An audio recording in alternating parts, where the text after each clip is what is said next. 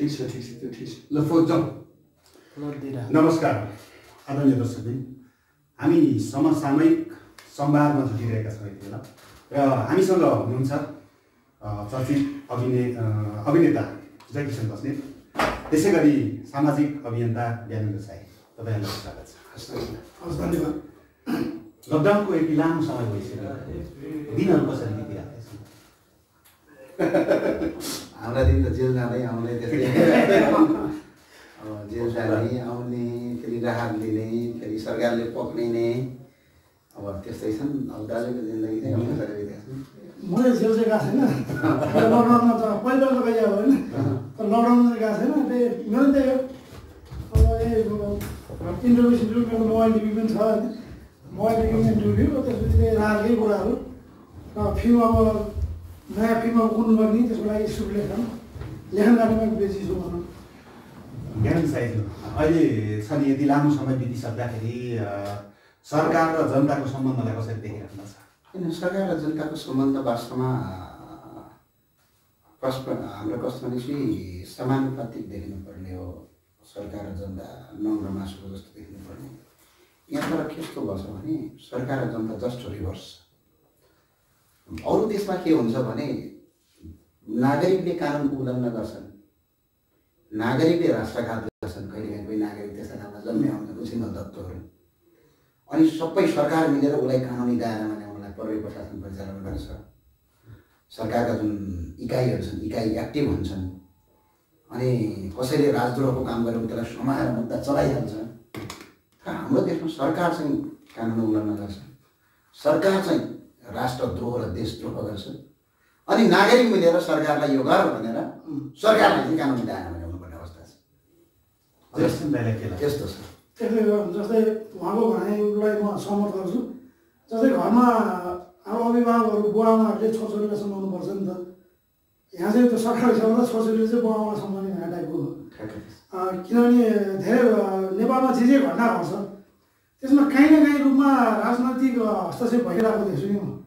चाहे हत्याकाण्ड होस्, चाहे बलात्कार काण्ड होस्, चाहे होइन कोही अलि डनगिरी होस्, चाहे गुन्डागर्दी होस् होइन, चाहे यो भ्रष्टाचार होस् होइन, हरेको पछाडि कुनै न कुनै नेता बसेकै हुन्छ कि। अनि जनताले चाहिँ भनिरहनुपर्छ यसो भयो भनेर खबरदारी गरिरहनु पर्ने हुन्छ। जुन ठाउँमा आफ्नो पदमा बसिरहनु भएको छ उहाँले गर्दैदेखि त जनताहरूले बोल्नु आवश्यक देखिँदैन नि त। अनि के हो खै यो भन्छ नि पहिला बुढापाकाले भन्थ्यो नि त, नेपाली कानुन दैवले नजानु भन्थ्यो होइन, त्यो पहिलादेखि अहिलेसम्म त्यस्तै भइरहेको छ। तपाईँ हामी यसरी यो तिनजनाको बसाइ पहिलोपटक भयो, उहाँले जेल जाँदै निस्किँदै भनेर भन्नुभयो, तपाईँ पनि पहिला पहिला जेल जाँदै भन्नुभयो। फरक कसरी देख्नुहुन्छ? तपाईँ पहिला जेल जाने अनि अहिले उहाँ जेल जाने? धेरै फरक छ। किनभने होइन उहाँ जेल जानु एउटा भिन्दै अर्थ छ। उहाँ देशको लागि गरिरहनु भएको छ होइन। उहाँ जस्तै पहिला मैले ज्ञानेन्द्र साई भनेर चिनेर मैले सुर्खेत घटनापछि पहिला यसो भयो अरे भन्ने कुरो भयो। उनीहरूलाई बसबाट ल्याउँदाखेरि मेरो एकचोटि आँखा सुधार भएको थियो हाम्रो बसमा, यसरी मान्छे ल्याइरहेको छ भने मैले वास्ता गरिनँ। अब त्यो ज्ञानेन्द्र साई भन्ने म त्यति हेरेको थिइनँ कि। त्यसपछि मैले चिन्दै गएँ के रहेछ भनेर हेर्दै जाँदाखेरि जस्तै एकचोटि सुरेको काण्ड भन्दा त्यो भ्रष्टाचारकै विरुद्धमा बोल्दाखेरि परेको नि त। जस्तै अब चितवन काण्ड हो, मार्दै आइयो भनेर त्यत्रो भाला रोप्ने मान्छेहरूसँग आयो होइन। अनि त्यसपछि के अरे यो के अरे हाम्रो पर्यटन मन्त्री यो योगेश भट्टराईजीले प्लेन 1 घन्टा ढिला गर्दाखेरि त्यो बेला पनि कराउने भनेर भन्थ्यो होइन। त्यस्तो ठाउँमा ज्ञानेन्द्र साईले ठ्याक्क देखिहालिन्छ। र उहाँलाई जतिचोटि थुन्यो एउटा देशको लागि होइन, एउटा समाजको हितको लागि बोल्दै थुन्यो हो। र म परेको चाहिँ पहिला पहिला अगाडिको बेलामा होइन, अब भाउ गर्दाखेरि होइन गुन्डागर्दी अलिक फरक छ। तर होइन पछि सधैँभरको हाउ गरेर पनि परेन। तर पहिला पहिला हाम्रो मेरो अलिक ग्रुप बढी थियो, अहिले पनि छ, खुसीले थाहा छ होइन। अनि हामी चाहिँ अलिक ग्रुप बढी भएपछि कोही पनि एउटा छुस्के हुन्छ कि, अनि त्यसले अलिअलि काहीँ काहीँ दुःख दिन्छन्। त्यसपछि अनि फेरि मेरो त कहिले भाग्ने चल्नु थिएन कि, पर कुडा खाइदियो भने क्या भिडियो राख्ने। अनि त्यो जो लास्टमा बस्छ त्यही चाहिँ गर्छ नि त। त्यो कारणले गर्दाखेरि म चाहिँ गन्दै जाँदाखेरि 26 चोटि परेछु। अनि फिल्म हेरेपछि अलिकति मलाई धेरै यो जेल पर्न थालेपछि जेल भनेर मान्छेले पहिला पत्र पत्रिकामा आउँथ्यो म जेल पऱ्यो भनेर होइन। तर म अहिले क्लियर गराइदिन चाहन्छु, म जेल परेको थिइनँ। त्यो कस्टडी भन्छ नि त, लगभग हनुमान ढोकामा लगिन्थ्यो हामीलाई होइन, हनुमान ढोकामा पुग्ने हो। अनि पछि मलाई फिल्ममा हाल्यो, सविता चाहिँ फिल्म लाइनमा आइसक्नु भएको थियो। उहाँले त्यो 2टा फिल्म आर्मी र राजकुमार भन्ने फिल्म बनाइसक्नु भएको थियो। अब त्यस्तो फिल्म मनबाट मलाई हेरेर खेलाइदियो। अनि फिल्म हेरेपछि अलिकति आफै कन्ट्रोल भइदिँदो रहेछ कि मान्छेले के भन्ला कि भन्ने त्यो भएपछि अनि आफै कन्ट्रोल हुँदैन। देशमा छ नि कुनै घटनाहरू भए सरकारप्रति चाहिँ औला उठाउने ठाउँ आयो भने अग्रपङ्क्तिमा तपाईँ बोलिहाल्नुहुन्छ। तपाईँलाई मात्रै टाउकै दुख्छ कि क्या? होइन, मुलुक यस्तो हुनुहुन्छ। कारण के छ भने आज हामी गरिब छौँ किन? वा यो सिरियस केस छ, चाँदिने कुरा होइन। आज हरेक नेपाली 80 लाखभन्दा बढी युवाहरू अर्काको देशमा काम गर्न बाध्य छन् किन? यो मनले जहिले पनि मनभित्र खेलिन्छ। अर्को कुरो उहाँ दाइ फिल्म बनाउनुहुन्छ, उहाँकै विषयवस्तुमा जाउँ। बलिउड इन्डस्ट्री र अरू इन्डस्ट्रीमा नेपाली इन्डस्ट्री किन फस्टाएको छैन? आज एकजना निर्माताले फिल्म बनायो भने उसको लगानी उठाउन हम्मे छ।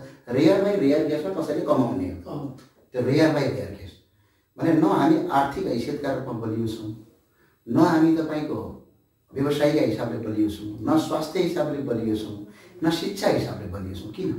यसको पछाडिको कारण भनेकै विधिको शासन लागू नहुनु, देशमा अन्य अत्याचार ज्यादा हुनु, सिस्टममा देश नकुद्नु, नेता रइस केही तपाईँको शासनमा बस्ने व्यक्तिहरूले आफ्नो व्यक्तिगत फाइदाका लागि राज्यको शक्तिलाई दोहन गर्नु।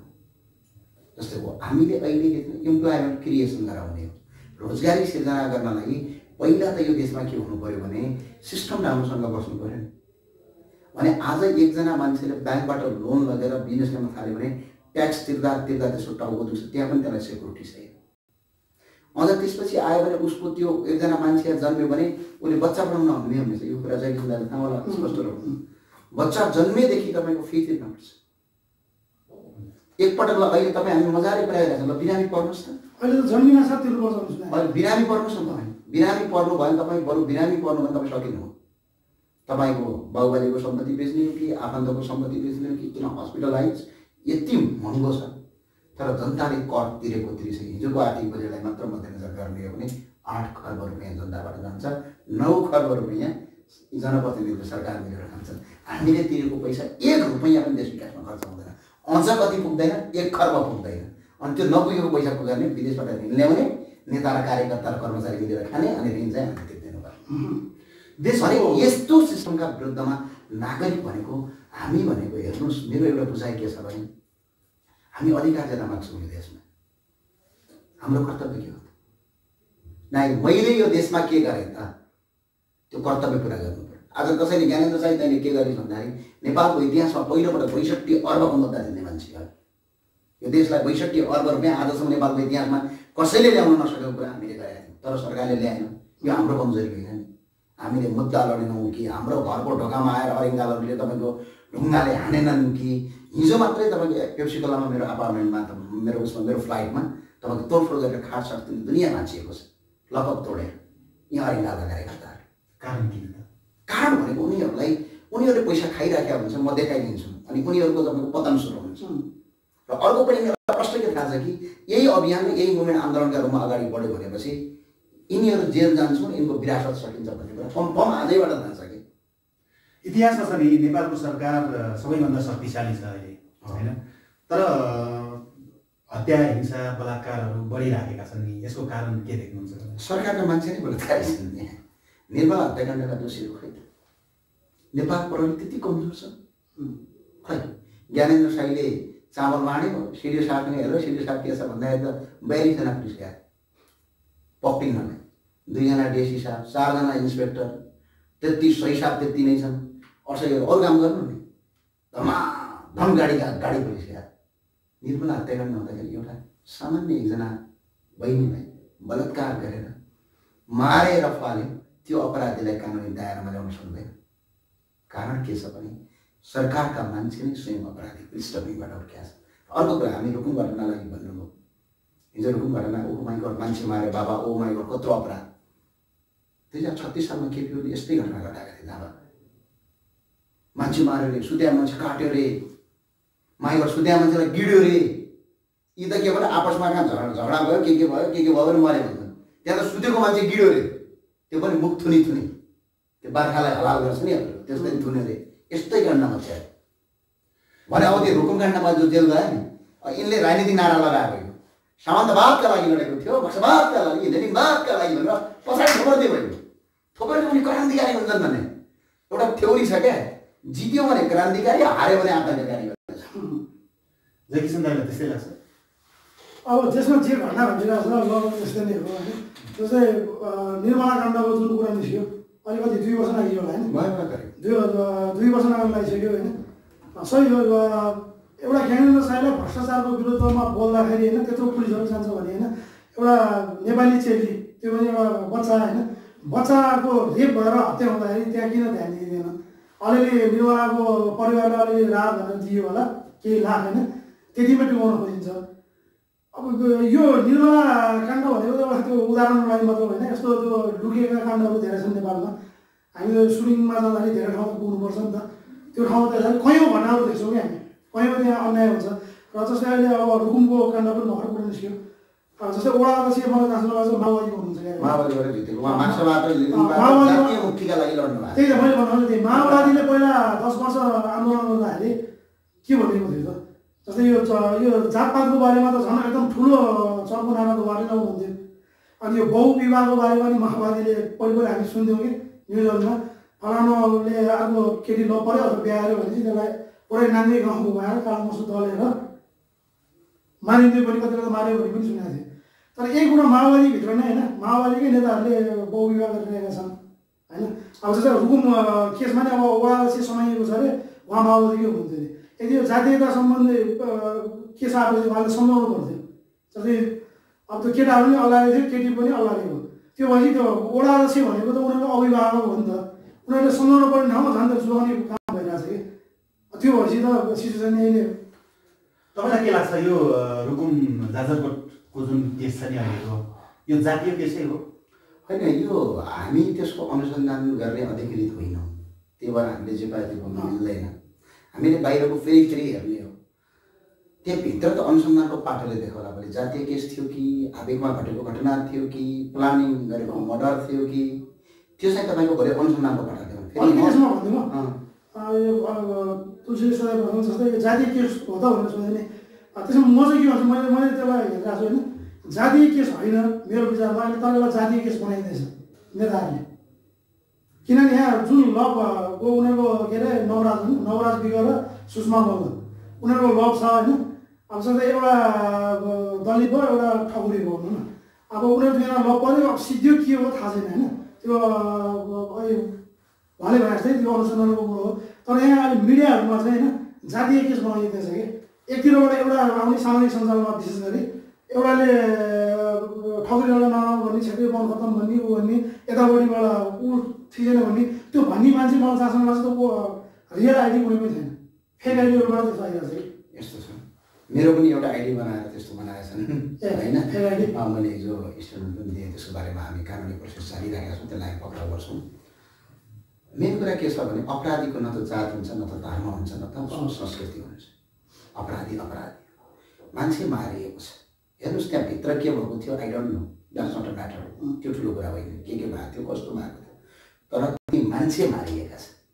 मान्छे मारिनु अपराध, र अपराधीलाई शुद्ध नेपालको कानुनमा टेकेर, कुनै जात जातिमा नटेकेर, कुनै धर्ममा नटेकेर, कुनै राजनीतिक इस्युमा नटेकेर अपराधीलाई शुद्ध रूपमा नेपालको कानुनले अपराधीलाई कानुनी कारवाही गर्ने परम्परा छ, नीति छ, त्यही अनुसार त्यो अपराधीलाई कारवाही गर्नुपर्छ। यो कुरा छ नि, जस्तो हामीले अब जे घटनाक्रमहरू देख्छौँ त्यो स्टे एनालाइसिस गर्ने त हो होइन। यो तर यस्तो तपाईँले त्यो एनालाइसिस हामीसँग चाहिँ गर्न पाउनुहुन्न फेरि, कारण किनभने हामी त्यो क्षेत्रका व्यक्ति होइनौँ। तपाईँले यहाँ त्यो क्षेत्रमा यस्तो वास्तवमा के भएको थियो भने यता पूर्व ल्याइदिरहेको हुनुपर्छ कि होइन। अब हामीले चाहिँ समाजमा पर्ने असरका बारेमा चाहिँ हामी बोल्न सक्छौँ, तर त्यो घटनाको बारेमा डिपली बारेमा अब अहिले मैले बोल्दाखेरि, जयकिसन दाइले बोल्दाखेरि हामी रङ पनि हुन सक्छौँ हामी, किनभने त्यो क्षेत्रका मान्छे हामी होइनौँ, क्लियर कुरा थाहा हुन्छ, हामी त्यो क्षेत्रको नलेज भएको मान्छे पनि त होइनौँ। तर त्यसले पार्ने समाजमा असरका बारेमा समाजलाई सही डिरेक्टरमा लिनुपर्छ भन्ने बाटोमा चाहिँ हामी बोल्न सक्छौँ। किन जातीय द्वन्द विश्वमा कहीँ पनि राम्रो चिज हुँदैन। हेर्नुहोस् ती अपराधी तिनले अपराध गरिसक्यो, तर तिनैको नाउँ बचाएर तिनैको इस्यु लगेर अन्त कतै द्वन्द भइदियो भने यसो दिनमा खाँदैन। त्यहाँभित्र छ नि उनीहरूलाई त कारबाही गरौँ। यदि उनले जातीय द्वन्द्व गरेका छन् भने तापनि मजाले नेपालको संविधानमा जातीय विभेद गरेर तपाईँको गर्यो भने छ मजाले कारबाही गर्ने अधिकार छ। तर जातीय विभेद भयो भन्दैमा रुकुमको घटना जातीय विभेद भएको छ, त्यही घटनालाई लगेर दलित र ठकुरी बिच, दलित र बाहुन बिच झापामा झगडा भयो भने त्यसको जिम्मा कसले लिन्छ? त्यो गर्नु भनेको राजनीति गर्नु। जातीय विभेद यदि तिनले गरेका छन् भने पनि जातीय विभेदको पनि मुद्दा लगाइयोस्, हत्याकाण्डको पनि मुद्दा लगाइयोस्, डबल मुद्दा लाग्छ। फेरि यो नेताहरूले होइन पहिला पनि यो जातीय द्वन्द्व बनाउन खोजेकै थिए। मैले पहिला एउटा तँ त साह्रै सब्जी पत्री भन्ने फिल्म छ, त्यो फिल्ममा मैले त्यो एकचोटि भएको थियो नि, त्यो जातीय युद्ध झनै नै यो हुनेवाला भइसकेको थियो नेपालमा, नेताहरूकै काम हो। यो बारेमा मैले फिल्म बनाएको थिएँ, त्यो तर यो नेपालमा घटना आइसकेको थिएन। मलाई सेन्सरमा महिनौ झुलायो कि आमामा जात जात लड्छ लडाउँदा तिमी को बोल्ने भनेर भन्थ्यो कि मलाई सेन्सरमा। मेरो सेन्सरै भएन कि मैले चाहिँ के देखाएको थिएँ त्यसमा त साह्रै सब्जी पत्री अहिले युट्युबमा होला, त्यो हेर्दा अहिले पनि थाहा हुन्छ। त्यहाँ चाहिँ नेताहरूले कि सम्राट सापकोटा दाइले खेल्नु भएको छ त्यो रोल, ऊ चाहिँ मन्त्री हुन्छ। अनि मन्त्रीले चाहिँ यहाँ काठमाडौँमा चाहिँ नेवार र छेत्री बाहुनहरूलाई भेट्न भन्छ कि, तर नेवार र छेत्री बाहुनहरू भिड्न खोज्दैनन्। अनि त्यो बद्री भन्ने क्यारेक्टर जुन मैले गरेको छु, मैले चाहिँ त्यो नेताहरू कोल खोज्छु कि यहाँ अब कुनै दिन नेपालमा यस्तो हुनसक्छ है भनेर त साह्रै सब्जी पत्री देखाएँ। तर भित्रभित्र यही प्लानिङ रहेछ मेरो फिल्मै लगाउँथेँ। तर पछि लगभग झन्डै 6-7 महिनापछि नेपालमा त्यस्तै भयो। ऊ मधेसे, ऊ पहाडी, ऊ हिमाली, ऊ के अरे मधुवाली जात, ऊ छेत्री भन्ने निकालिदियो नि त। यो नेताले गर्नु खोजेको चाहिँ जस्तै भारततिर हिन्दू र मुस्लिम दङ्गा बनाउँछन् आफ्नो स्वार्थको लागि, यहाँ पनि त्यो गराउन खोजेको थियो। तर नेपालीहरू एकदमै बुद्धिमानी हो क्या, नेपालीहरू सम्पूर्णलाई म धन्यवाद दिन चाहन्छु। यो नेताहरूको तालमा नलागेर उहाँहरू आफै मिलेर बस्नुभयो कि अहिले यो केसमा पनि जस्तै यो सानो जात र ठुलो जात भनेर जुन खाडल बनाउन खोजेको थियो, यदि त्यो बनाइयो भने, त्यो ठाउँ बनाइयो भने हाम्रो उहाँले भनेको चाहिँ तिनीहरूलाई कारवाही गर्नुपर्छ, हदैसम्मको कारवाही गर्नुपर्छ। तर त्यही कुरालाई लिएर अन्य ठाउँमा म छेत्री भएँ, त छेत्री भनेर मलाई कोही अब कुनै आएर भन्न त मिलेन नि होइन। म छेत्री, मैले आएको कुनै त सानो जात यो ठुलो जात भनेर भन्नु मिलेन नि, त्यो भएपछि आफू भड्किन्छ कि त्यसलाई रोक्नुपर्छ। मेरो बुझाइ यसमा के छ भने हामी जात भन्ने कुरा तपाईँहरूले राखेको चिज होइन। तपाईँ कुन जातमा जन्मिनुहुन्छ हामी प्रश्न गरेर भगवान्सँग यो जातमा जन्माइदियो भनेर अगाडि पूजा पनि गर्दैन। आफै जन्मिने हो र जात भन्ने कुरा ठुलो पनि होइन। फेरि के छ काटेर रगत रातै आउँछ। व्यवहार राम्रो मान्छेको व्यवहार हो सबभन्दा ठुलो कुरा, मान्छेको बिहेभ र ह्याबिट। यदि तपाईँको हेबिट राम्रो छ भने तपाईँ कुन जातसँग मतलब हुँदैन। नेपालको जातिकै कुरा गर्ने भने हामीले मन्त्रीज्यू भनेर खुट्टा ढोग्या मान्छे पनि त दलित परिवारबाटै छन्, छैन? खड्गबहादुर विश्वकर्मा हुनुभयो, अहिले पनि भर्खर वीरबहादुर विश्वकर्मा उहाँ पूर्व मन्त्री हुनुहुन्छ, टन्नै छन्। तर के छ भने मेरो बुझाइ चाहिँ के छ भने हेर्नुहोस्, तिमीले अपराध गरेका हुनान्, जातीय विभेद गरेको पनि हुन सक्छन्, तर जातीय विभेद गरिसके पछाडि उनलाई जातीय विभेदको मुद्दा, अपराधको मुद्दा लगाउने हो। तर यसलाई लगेर तपाईँको सडक तताउने, फेरि अर्को ठाउँमा झडप गराउने योजना हुन्छ। कस्तो भने माओवादीको जनयुद्धलाई नै हेरौँ न, टाढा जानु पर्दैन। करिब 17,000 मान्छे मारिए। 17,000 मध्ये 5,000 मान्छे सेना र प्रहरीबाट मारिए भन्ने सरकार पक्षबाट छ। बाँकी गति भनेपछि त्यही 17 र 5 भनेपछि करिब त्यही 12,000। 17 - 5 भनेपछि त्यही 17 - 5 भनेको 12 कि 13?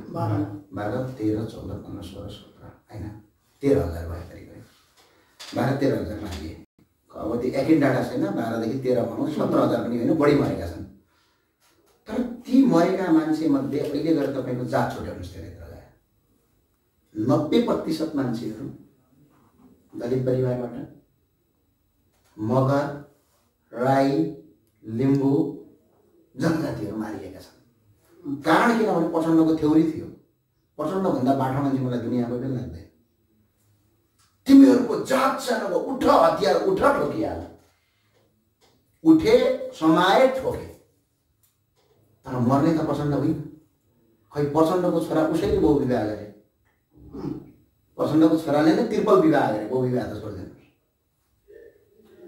भने पछाडि त्यो जात जातिलाई भिडाएर प्रचण्डले क्रान्ति पार्दै मरे, दलितको छोरा मर्छ, मरे राई लिम्बूको मर्छ, प्रचण्डको अघि जान्छ होइन। यसरी भिडाएर उसले राजनीतिक फाइदा लगेर अझ त यो देशलाई पनि जातीय आधारमा मार्ने भन्दै थियो। त्यो प्रचण्डलाई पनि भित्रबाट मन परेको थिएन। बाहिर चाहिँ चुनावमा भोट दियो भने भोट टपक्क जितेर 2 पटक प्रधानमन्त्री बन्न सफल भए।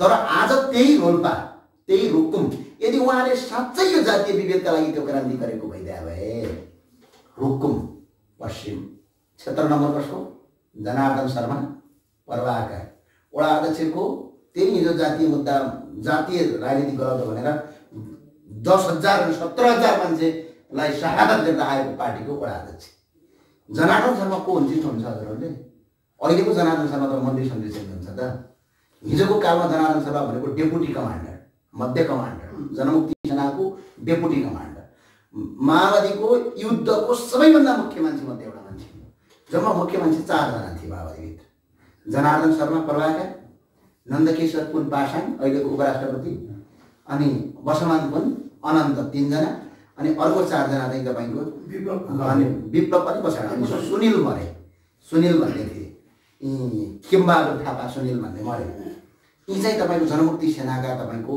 खम्बा हुन् माओवादीको युद्धमा भिडन्तमा आफै हतियार हान्ने भट्टाबड प्रचण्ड युद्ध लडेनन् बाबुराम युद्ध लडेनन् तर जनार्दन शर्मा स्वयं एलएमजी बोकेर खटाएर गोली हान्ने कमान्डर हो तिनकै एरिया तिनकै निर्वाचन क्षेत्र तिनकै पार्टीबाट तिनकै आफन्तले आज दलित भन्दै मान्छे मार्यो भन्ने कुरा बजारमा आएपछि त्यो क्रान्ति केका लागि थियो अहिले के राजनीतिक फाइदाका लागि थियो यसमा चाहिँ राजनीति सिर्फ राजनीतिक फाइदाका लागि त क्रान्ति भएको रहेछ भन्ने कुरा त बुझियो नि अब भने अब चाहिँ त्यस्तो नहोस् हामीहरूको धारणा के छ तपाईँ हामी जस्ता अभियन्ताहरू सबै मिलेर के भने त्यो मल्लजीले जातीय विभेद गरेका छन् होइन जगिनले ठोकिहाल्नुपर्छ जातीय विभेदकै मुद्दा लगाउनुहोस् उसले मान्छे मारेको छ मारेकै केस ठोक्नुहोस् तर त्यो जातमा भयो भन्दैमा त बाहुन चपरे त छुच्चो त राई त लिम्बू भनेर आपसमा द्वन्द्व गराउन खोजिरहेका छन् यिनीहरूलाई केही पनि मसला पाइएको छैन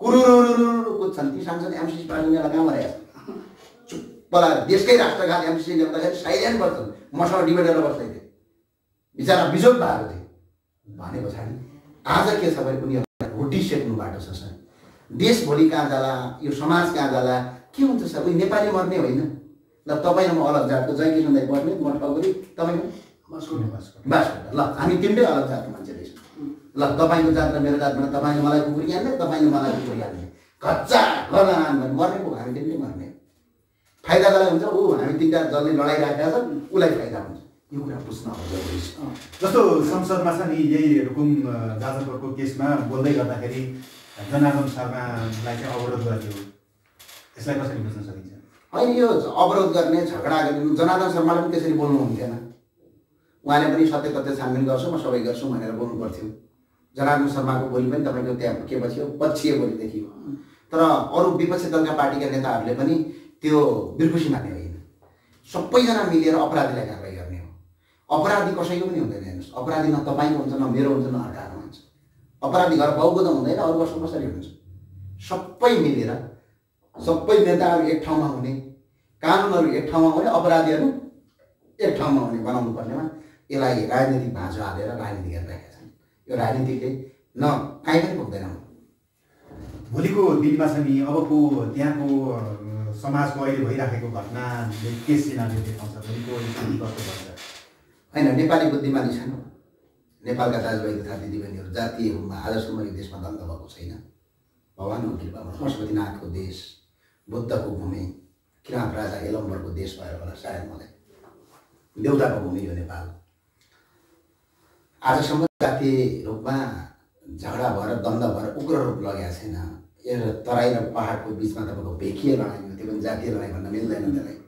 त्यो एउटा भेकिए लडाइँ भएको थियो बिचमा यो भेकिए लडाइँ गरेर मन्त्री सन्त्री पनि आजसम्म ती मर्ने मान्छे मरेका मरेछन् उपेन्द्र यादव 3 पटक 6 पटक मन्त्री कतिपटक मन्त्री भइसके बिचरा मर्ने मान्छे आजसम्म पनि मरेछ हो यस्तै गरेर यो विभेद म सबैलाई आग्रह गर्न चाहन्छु हेर्नु सबैको जात प्यार छ हेर्नुहोस् जात भन्ने कुरा हिजो राजाका पालामा यो कहाँ रामशाहका पालामा आएको भन्छन् अब हाम्रो जुम्लातिर जात कसरी हुन्छ भने चाहिँ हाम्रो इतिहास पढ्दै जानु भने यो जात जातिको सबभन्दा जातको नाम राख्ने भनेको खस राज्य सिन्जा राज्य जुम्ला खस राज्यको राजधानी सिजाबाट छ कतिपय 60% जातहरू जुन गाउँमा जन्म्यो त्यही गाउँको नाममा जात हुने चलन थियो पहिला धिताली भन्छ धितालहरू सबै त्यहाँको हुन्छ आचार्यलिङ भन्छ आचार्यहरू सबै त्यहाँको हुन्छ बडुवालबाडा भन्छ बडुवालको ओरिजिनेटै त्यही हो कार्की गाउँ भन्छ कार्की गाउँ भनेको कार्कीहरूको ओरिजिनेटै त्यही हो अब भण्डारीवाला हुन्छ, भण्डारीहरूको एजेन्ट अब बट्ने दल पनि छ त्यहाँ भने पछाडि हिजो जुन गाउँमा जन्मियो त्यही गाउँमा जात रह्यो।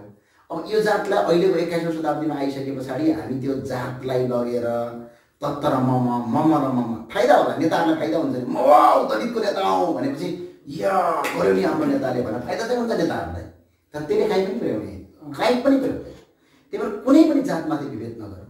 म अहिले पनि कटिबद्धका साथ भन्छु उदयकृष्ण दाइ, सबै नेपालका नागरिक भन्छु, त्यो मान्छे जो अपराधी हुन् रुकुम हत्याकाण्डका, उहाँले यदि जातीय विभेद गरेर मान्छे मार्नु भएको छ भने उहाँलाई जातीय विभेदको मुद्दा लगाउन लाउनुहोस्। उहाँलाई यदि तपाईँको अपराध गरेका छन् भने अपराध र जातीय विभेद दुईटैको मुद्दा लगाउनुहोस्।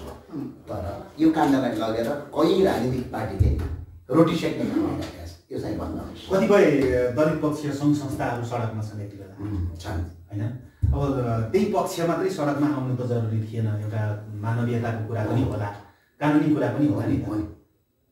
के लाग्छ तपाईँलाई? होइन, यो उहाँहरू मात्र जानुभएको होइन, हामीले पनि त्यो आवाज उठायौँ सामाजिक सञ्जालमा। यो लकडाउनको बेला सडकमा जाने अवस्था थिएन, कोरोनाको कारणले गर्दा तपाईँले बुझ्नु भएको छ। फेरि म त आन्दोलनमा माइतीघरमा आउने भनेको मलाई उतै रोकिदिएको थियो। म माइतीघरमा पहिलो दिनमा आउने भनेर मैले दलित नेताहरूसँग कुरा पनि गरिसकेका थिएँ, दलित मुक्ति मोर्चाका साथीहरूसँग। किनभने त्यो हत्याकाण्डलाई राजनीतिकरण नगरियोस्, सत्य तथ्य पत्ता लगाऊ भनेर हामी आउन खोजेका थियौँ। मलाई प्रहरीले त्यतै रोकिदिए, म आउन पाइनँ। तर यसको मलाई उद्देश्य के लाग्छ भने यो दलितको मुद्दा मात्र होइन, यो सिर्फ दलित मात्रै आउने, दलित मात्रै बोल्ने दलितको मुद्दा मात्र होइन। यो सिङ्गो राष्ट्रप्रति गरिएको विभेद हो, सिङ्गो राष्ट्रप्रति गरिएको जातीयकरण र सिङ्गो राष्ट्रप्रति त्यहाँभन्दा जातीयकरणभन्दा ठुलो के हो, अपराधीकरण। यो जस्तो संसदमा चाहिँ तपाईँको सत्ता पक्षभन्दा पनि प्रतिपक्षले बढी यसलाई उचालेको देख्यो। बिजनेस नभएर हो, कुनै बिजनेस नभएर एमसिसीमा उत्रेर देखाऊ भने नि मात्र दम छ। एमसिसीमा उत्रेर देखाऊ, दम छ, बाबामाको दुध खाएका छौ, लुक उत्रेर देखाऊ, म हेरेर बस्छु। यस्तो दुइटा खाने जयलाई के लाग्छ? होइन त्यो संसदमा छ नि प्रतिपक्षका चाहिँ बढी अहिले यसमा नौतरीमा चाहिँ अब यो म राजनीतिमा त्यति दखल राख्दिनँ होइन। म किनभने म नेता होइन, अभिनेता हुँ। तर मैले त्यो न्युजमा हेरेअनुसार चाहिँ होइन, यो एमसिसीमा यो जस्तै अब काङ्ग्रेस किन आएन भन्दाखेरि जस्तै काङ्ग्रेसको सभापति अब शेरबहादुर देउवाजी पनि एमसिसी ल्याउनु उहाँ पहिलेदेखि लाग्नु भएको थियो, त्यो कारणले हुन्छ जस्तो लाग्छ मलाई। होइन, एमसिसी भन्दा पनि नि केही जातीय मुद्दा बनाइयो नि त। अझ चाहिँ तपाईँको चाहिँ दलितबाट आएको सांसदहरूलाई बढी उचालियो प्रतिपक्षबाट, यो देखिन्छ। त्यो उचालियो होइन, त्यो त त्यही हो। जातीयताको बारेमा खेल्न खोजेर पहिलेदेखि नै हो क्या नेपालमा नेताहरूले। त्यो केही नेताको म पनि चिन्छु होइन। उहाँहरूको त्यो पहिला त्यो जुन मैले त्यो फिल्मको नाम पनि लिने तत 26.5 बद्री, त्यो सेन्सर गर्ने बेला मलाई धेरै ठाउँमा पुग्नु पऱ्यो मैले सेन्सर गर्दै, किन हाम्रो त करोडौँ रुपियाँ लाग्छ फिल्म बनाउनुलाई। सेन्सरमा रोक्दैछ त हलमा आउनु पाएन, त्यो कारणले गर्दा म धेरै नेताहरूमा नि पुगेको थिएँ कि मेरो फिल्म रोकियो सेन्सरमा भन्दाखेरि के हो भन्दाखेरि यस्तो थियो भन्दाखेरि मलाई नेताहरूको जवाब के आउँथ्यो होइन। अब कोही लड्न चाहन्छ भने लड्न दिनु त भाइ, किन यो फिल्ममा त्यो देखाउँछौ? केटाकेटी लौ गएर देखाऊ, नाचा डाँडा काँडा नाच्दै त्यो डाँडा काँडा छ, नाचा देखाए भइहाल्यो भने मलाई जवाब आएको थियो कि भने मतलब उहाँहरू त्यो जुझाउन खोज्नुहुन्थ्यो। किन त्यो जग्गा जस्तै तराईका मान्छेहरू पहाडिया मान्छेहरू एकदम बनाइरहेको थियो। यहीँ काठमाडौँमा पनि होइन छेत्री बाहुन र नेवार समुदायहरूलाई भेट्यो भने त धेरै खोज्यो नि, किनभने धेरैपटक खोज्यो। नेवार समुदायको साथीहरू मेरो, किनभने हामी त काठमाडौँ गरेन, मेरो छेत्री बाहुनभन्दा बढी साथी त नेवारहरू छ नि त। कति ठाउँमा म त्यहाँ आउनु सँगमा पनि पुगिरहेको हुन्छु, त्यही कुरा आउँथ्यो। तर त्यहाँ कोही छुस्के नेताहरू हुन्छ नि त नेवार समुदायमा पनि, त्यहाँनिर गएर होइन यो छेत्री बाहुनले यसो भने यिनीहरू ठाउनु पर्छ भनेर भन्थ्यो कि। तर अरू नेवार समुदायहरू किन त अहिले कहाँ हुन्छ, उनीहरू नेवारी भाषा बोल्थ्यो, तर म बुझ्छु कि बोल्न चाहँदैन, म बुझ्छु। होइन हुँदैन कहाँ, सबै हामी सबै दाजुभाइ हो भनेर उहाँहरू आफै भन्नुहुन्थ्यो कि नेवार समुदायले।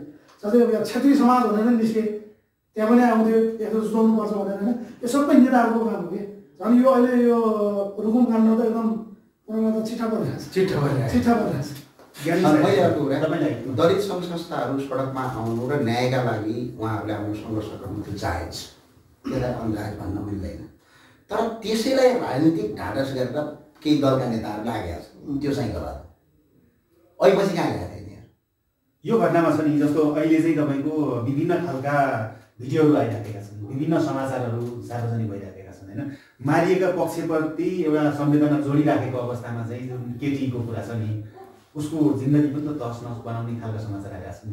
अब यो सम्बन्धी हामीलाई त्यति धेरै नलेज हुँदैन, मैले अघि नै भनिसकिहालेँ। अनि यसले के गर्न सक्छ भोलिको एउटा अवस्थामा? साइड इफेक्ट पार्छ, किन पार्दैन? जीवनमा छैन। मैले त प्रत्यक्ष देखेको छु त्यो अस्मिता कार्कीको काण्ड मेरो आँखा अगाडि देखेको छु।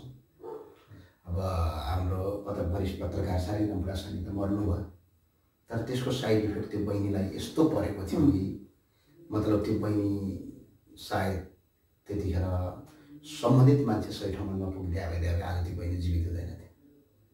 ठुलो टसर पर्छ, ठुलो साइड इफेक्ट पर्छ। तर यसलाई समाजमा अब हामीले उसलाई रूपान्तरण गर्दै लानुपर्छ। र अर्को कुरा के छ भने आवाज उठेका छन्, आवाज उठ्नुपर्छ, किनभने विभेद भएको बेला आवाजहरू उठ्नुपर्छ। तर त्यो आवाजले त्यही मुद्दामा केन्द्रीकरण व्यक्तिगत फाइदाका लागि हिँडिरहेका छन्, राजनीतिक फाइदाका लागि। अहिलेपछि केही गर्दैन। सिंहको भाँची दुई काम गर्दैन नि। विकासको कुरामा गऱ्यो भने चाहिँ नेताजी यो कहाँ हो, जब विकास भएन नि त यो ठाउँमा भनेर पत्रकार गएर भाइ भोलि पर्सि भनेर भेट्छन्। अब यो केसमा तपाईँ ल्याएर आउनुहोस् न, औ औ औ औ यति ठोक्छन् कि मतलब स्टोरी नै भत्किन्छ। उनीहरूलाई चिट्ठा परेको छ, लैखिँदैन भन्नु उनीहरूलाई चिट्ठा परेको छ। देशको जस्तो कानुनी पालनाको कुरालाई हेर्दाखेरि, कानुन पालनालाई हेर्दा अहिलेसम्मको एनालाइसिस गर्दाखेरि यो केस के होला जस्तो लाग्छ? होइन, कारबाही हुन्छ। र अर्को कुरा कस्तो हुन्छ भने कारबाही यदि गरेन भने पछाडि त देखा जाएगा के हुन्छ त्यसपछि देखा जाएगा। अधिकार हुने हामी त्यतिकै त चुप लगाएर बस्छौँ न। छैन के हो म चाहिँ कारबाही हुनुपर्छ होइन। तर जुन कुरा आएर छैन ठगुरीले उसलाई मारेको कारबाही हुनुपर्छ भन्ने होइन कि होइन। एउटा घटना भएको छ, मान्छे मरेको छ, धेरै मान्छे होइन, हत्यारालाई कारबाही हुनुपर्छ। म अझ पनि त्यही भन्छु होइन। यो जातले मार्यो भन्ने होइन क्या। एउटा त्यहाँ मान्छे मारेको छ भने, यदि मारिएको हो भने फलानु मान्छेले यसले हत्या गर्यो, उसलाई हदैसम्मको कारबाही हुनु पऱ्यो। जातीयताको विभेद गरेको छ भने त त्यसको पनि भिन्दै कानुन छ, हदैसम्मको कानुन हुनु पऱ्यो। यही बारेमा हामी आफू चाहिँ विवादमा नहौँ, किनभने हामी जस्तै रुकुममा घटना घटेको छ। मैले यहाँ काठमाडौँ जस्तै हिजो खानरोडमा मेरो साथीहरू पनि यही बारेमा डिस्कस गरिरहेको थियो। किनकि यो हुँदो रहेछ कि जस्तै यो कतिपय फिल्मको बारेमा भन्छ, अलिकति जोडिन्छ, म फिल्मको मान्छे भएको होइन। जस्तै अहिले एकचोटि निखिल उपाध्याय र विराज भट्टको एक्सन फिल्म भयङ्कर आउँथ्यो कि। अनि आधी मान्छे विराज भट्टको फ्यान हुन्थ्यो, आधी मान्छे निखिल उपाध्यायको फ्यान हुन्थ्यो। अनि उनीहरू दुईजना मार आफै बारे फाटिरहेको हुन्थ्यो कि एउटाले विराज भट्ट आउनु भन्ने, एउटाले निखिल उपाध्याय आउनु भन्ने। यहाँ त्यस्तै चाहिँ हुने आइरहेको छ कि होइन। त्यो मान्छे त्यो बिगरको गल्ती भन्ने एउटाले भन्यो। हिजो एकदम भागी घटना भयो। हिजो मेरो छोरोको बर्थडे थियो। बर्थडेमा त भर्खर यङ जेनेरेसनहरू के 17-18 वर्षको केटाहरूको भएको कुरो मेरो घरमा। म आज ढिलासम्म उठेर आउनु कारण त्यही हो। म रातभर झडा मिलाउँदै बसेँ कि त्यहाँ के भयो भने उनीहरू होइन त्यो बिग भनेको गल्ती हो, किन यत्रो मान्छे पथार मारेर गएको भनेको त्यो केटाहरूको कुरो हो कि। केटाकेटीहरू सबै मेरो छोराको साथीहरू एउटा ग्रुप त्यो भयो। आफ्नो ग्रुप यो होइन कहाँ हुन्छ के अरे केटी र केटाको लभ बनाएको थियो, नदिए गइन्छ लिन भन्छ अब है। अनि त्यो हुन आउँदा के भने ठगुरी झुल भन्नु थाल्यो, होइन त्यो विगत झुल भन्ने हुन थाल्यो। उनीहरू झन्डैले हाल्नु परेको थियो। हिजो मेरो घरमा भएको घटना। अनि यो चिजले त राम्रो सन्देश दिँदैन। त्यो कारणले गर्दाखेरि होइन एउटा घटना घटेको छ रुकुममा। उनीहरूको दुईजनाको नवराज र सुषमाको प्रेम भयो, प्रेम सफल भएन। अब घराइसी के मनमुटाव भयो, त्यहाँ अब झगडा भयो, मान्छे मारियो। मान्छेलाई अझैसम्मको कारबाही हुनु पर्यो, अझैसम्म कारबाही छ।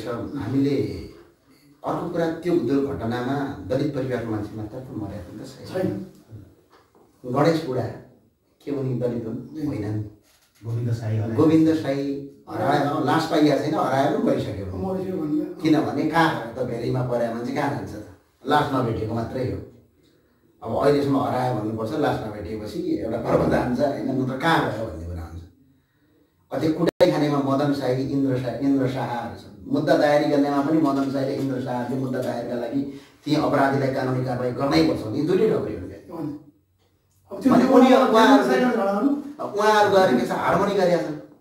अब एउटा नवराज विगसँग मदन साई पनि गएको छ, गणेश बुढा पनि गएको छ, इन्द्र शाह पनि गएको छ, एउटै टिममा छन्।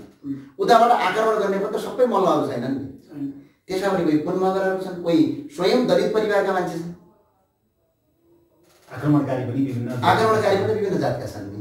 भने पछाडि मेरो बुझाइ के हो भने ल ठिकै छ, उनले जातीय विभेद गरेर अघि नै मैले भनेको कानुनी गरेर हेर्नु साथी अहिले हामीलाई के लाग्छ भने म मेरो व्यक्तिगत फाइदाका लागि भनौँला, जयकिशन दाइले आफ्नो फाइदाका लागि, तपाईँले आफ्नो फाइदाका लागि भनौँला, तर यसले भोलि मुलुकलाई कहाँ पुर्याउँछ भन्ने कुरा ध्यान राख्नुपर्छ। गुजरातमा हिन्दू मुसलमानको दङ्गा मेरा दुई आँखाले देखेको छ। प्रष्ट कस्तोसम्म दुर्घटना भएको थाहा छ? एकजना मुसलमान हिन्दू ज्वाइँ रहेछ, हिन्दू ज्वाइँ भइसके पछाडि त मुसलमानले पुरै आक्रमण गर्यो उसको घरमा। अनि भएपछि त अब म त बच्छु भनेर ऊ आफ्नो ससुराको घरमा गयो कि, किनभने ससुरा मुसलमान थियो, ससुराले घरमा गएर त बसिन्थ्यो नि भन्दा लास्टमा त्यही ससुराले त्यो ज्वाइँलाई मार्यो कि आफ्नै छोरीको काखयुद्ध सिन्दुर युद्ध बनायो। जातीयता युद्ध भनेको दुनियाँको सबैभन्दा खराब हो। यसले न बाउ भन्छ, न आमा भन्छ, न ज्वाइँ भन्छ, न छिमेकी भन्छ, न मित्र भन्छ, न ऊ भन्छ। यो बडा आगो जस्तै सल्काउन खोजिरहेछ नि विदेशी दलालहरू छन् नेपालमा, एनजिओ चलाउँछन् नि डोनेसनबाट। यिनीहरूले त्यो भिडाउनै खोजिराखेका छन्, लडाउनै खोजिराखेका छन्, तर नेपालका आमा बुवा दाजुभाइ जाँदैन। र अब सामाजिक सञ्जालमा जयकिन दाइ हामीले एउटा अभियान चलाउँछौँ, त्यो विभिन्न जातीय विभेदमा त्यो जो लेख्छन् नि तिनी सबैलाई साइबर क्राइममा जातीय विभेदको मुद्दा बनाउनु। किनभने यसरी यो जातीय विभेद गर्न हेर्नु सर, एक अर्कासँग नेपाल भनेको फुलबारीको देश हो, यो बगैँचा हो। बगैँचामा रातो फुल पनि फुल्छ, सेतो फुल पनि फुल्छ, पहेँलो फुल पनि फुल्छ। कति राम्रो देश छ। तपाईँ पनि बस्नु भएको छ, म पनि बसेको, जयकिशन दाइ सबै बसेको छ। हाम्रो घरभन्दा पल्लो घरपट्टि नेवारको घर, नेवारको भन्दा उतापट्टि मगरको घर, मगरको भन्दा उतापट्टि दलितको घर, त्यहाँबाट यतापट्टि गएर तामाङको घर, होइन? अनि अलिकति तलतिर आउने हो भने हाम्रो सूर्य एउटा शाह हुनुहुन्छ, मधेसको मान्छेको घर, यतापट्टि ठकुरीको घर। एउटै गाउँमा विभिन्न किसिमका जात जातिका थरहरू मिलेर बसेको छ। तर यिनीहरूलाई आपसमा द्वन्द गराइयो भनेपछि त्यो कोरोना भाइरसलाई के सल्भ गर्यो? यसको 300 गुणा होइन 3 लाख गुणाले ज्यादा आगो फैलिन्छ। अनि देश नेपाल के हुन्छ?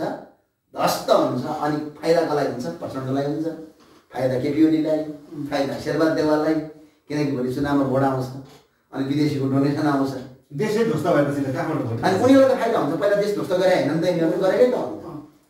देश ध्वस्त गरेर आफ्नो पेट भर्ने नेताहरूमा पर्छन् यिनीहरू। आज एमसिसीले देश ध्वस्त पार्न खोज्दैन, तिमीलाई पनि थाहा छ एमसिसीले देश ध्वस्त हुन्छ भनेर। थाहा नभएर कहीँ अन्जान भइदियो भए, केटाकेटी भइदियो हो, थाहा नपाएर गरेको होला नि भन्नु। हामीभन्दा बढी नलेज त तिनीहरूलाई छ नि यो देश ध्वस्त हुन्छ भनेर। जयराज, भोलिको दिनमा यस्ता विषयहरू तपाईँको फिल्मको स्टोरीमा कहाँ हट्छन्, कसरी हटाउने विचार गर्नुहुन्छ? फिल्ममा म त जहिले पनि राख्थेँ। मेरो प्रायः फिल्म हेर्ने मान्छेलाई थाहा छ कमेडीमा आधारित हुन्छ, तर कमेडीमा नि केही न केही चाहिँ हामीलाई हुन्थ्यो। तर त साह्रै सब्जी बद्री त फुल कमेडी फिल्म हो नि त। तर मैले अहिले भनेको कति गहन विषय उठाएको छु मैले। जस्तै त्योभन्दा अगाडि मैले बारुद भन्ने फिल्म बनाएको थिएँ, त्यसमा यही सेम काण्ड थियो। अहिले मैले बनाएको पहिला त्यो बेला बनाएको फिल्म अहिले मिल्न आइरहेको छ कि रुकुम काण्ड र मेरो बारुद फिल्म एउटै हो। त्यसमा पनि त्यसमा म ठकुरी भएर खेलेको छु बारुदमा। त्यसमा उल्टो छ कि, अनि रेजिना उपाधि हुनुहुन्छ, उहाँ चाहिँ त्यस्तै होइन बिगरको छोरी हुन्छ, ए होइन परिवारको छोरी हुन्छ। अनि यही काण्डमा हुँदा हुँदा हुँदा क्लाइमेक्समा पुग्दाखेरि होइन मन्त्रीदेखि लिएर ककला मार्छु भन्ने त्यो फिल्ममै देखाएको छु मैले बनाउने फिल्ममा जहिले पनि म यस्तो कुरा राखेकै हुन्छु। चाहे अब आउने फिल्ममा होस्, चाहे मैले बनाइसकेको फिल्ममा होस्, यस्तो चिज आउँछ। तर अब फिल्म त अब यो लकडाउनले गर्दाखेरि, यो कोरोनाले गर्दाखेरि अब नयाँ फिल्महरू त अब तत्काल सुरु गर्ने सम्भव छैन होइन। तर फिल्मै नबनाए पनि हामीले जस्तै अरू होइन वेब सिरिजहरू बनाउन सक्छौँ, वेब मुभीहरू बनाउन सक्छौँ होइन। त्यो चिजमा यो घटनाहरू म ल्याउँछु आउँछु। मैले जस्तै यो जुन रुकुमको घटना छ नि, यो बारेमा पनि मैले स्टोरी बनाइरहेको छु अहिले। अनि एउटा केही समय अगाडि चितवनमा एउटा त्यो विदेशबाट फर्किने मान्छेहरूको एउटा घटना थियो। श्रीमान विदेशबाट नेपाल आउँदा श्रीमतीले वास्तवमा उसले आत्महत्या गरेर एउटा घटना थाहा छ, त्यो बारेमा पनि मैले एउटा स्टोरी लेखिरहेको छु होइन। धेरै यस्तै म भइरहेको समाजमा घटिरहेको घटनाको बारेमा स्टोरी बनाइरहेको छु। यदि लकडाउन खोल्यो भने फिल्मकै रूपमा आउँछ, लकडाउन खोलेन भने वेब मुभीको रूपमा पनि आउन सक्छ, अथवा सिरियलको रूपमा आउन सक्छ। कति हेर्नुहुन्छ नेपाली फिल्म? म नेपाली फिल्म हेर्छु, जयकिशन दाइको राजु राजा राम हेरेको छु बच्चै हुँदाखेरि भनेको होइन। तेस्रो फिल्म थियो, बडा राम्रो थियो त्यो फिल्म। समाज कतिको अटाएको देख्नुहुन्छ फिल्महरूमा? होइन, केही फिल्महरूमा अटाएको छ, तर हामी त्यही त अर्थतन्त्रका हिसाबले अलिक चल्न सकेका छैनौँ। यसलाई हामीले परिमार्जन गर्नुपर्छ। हरेक कुरा इकोनोमी बलियो भयो भने हरेक चिज हुन्छ। जस्तै अहिले आज पनि तपाईँ मिडियाकर्मी हुनुहुन्छ, मैले एउटा स्ट्याटस लेखेको थिएँ यहाँभन्दा अगाडि, मिडिया क्लिन फ्री विधेयक ल्याऊ, भारतीय विज्ञापन बन्द गर र अरबौँको पैसा नेपाल हुन्छ, लाखौँ मान्छेलाई रोजगारी सिर्जना हुन्छ। यो त्यतिकै भने होइन। यो कुरा बुझ्ने मान्छेले प्रश्न बुझ्छन्, नबुझ्ने मान्छेले हावा बढ्यो भन्छ। कस्तो हुन्छ भने यहाँ सुन्नुहोस्, जति पनि अहिले टेलिभिजनहरू भारतका नेपालमा चल्छन्, जति पनि तपाईँको यो पत्र पत्रिकाहरू भारतमा चल्छ, जस्तो टेलिभिजनहरू चल्छन् स्पेसल, ती टेलिभिजन दुई प्रकारमा क्याटेगोरी छन्। एउटा पे आउट हुन्छ, एउटा नन पे आउट हुन्छ। पे गरेर हामीले जस्तो डिसोमलाई फिक्स पैसा तिर्छौँ, जस्तो महिनाको 1200, 500, 600 रुपियाँ पैसा तिर्छौँ।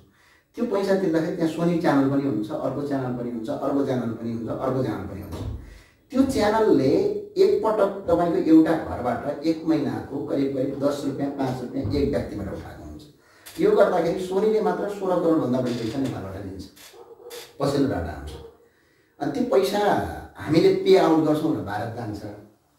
अर्को कुरा के छ भने जस्तो गोरो प्लसको विज्ञापन गर्नु पर्यो, नेपाली मार्केटमा विज्ञापन गरिदिनु पर्यो, गोरो प्लसको विज्ञापन गर्नु पर्यो, च्यवनप्राशको गर्नु पर्यो, हल्दीरामको गर्नु पर्यो, होइन, पेप्सीको गर्नु परेन। अब के गर्छन्, भारतमा सोनी टेलिभिजनलाई विज्ञापन दिन्छ, सोनी टेलिभिजनले विज्ञापन लिन्छ, तर नेपालमा के गरिदिन्छ, फ्रीमा बच्छ।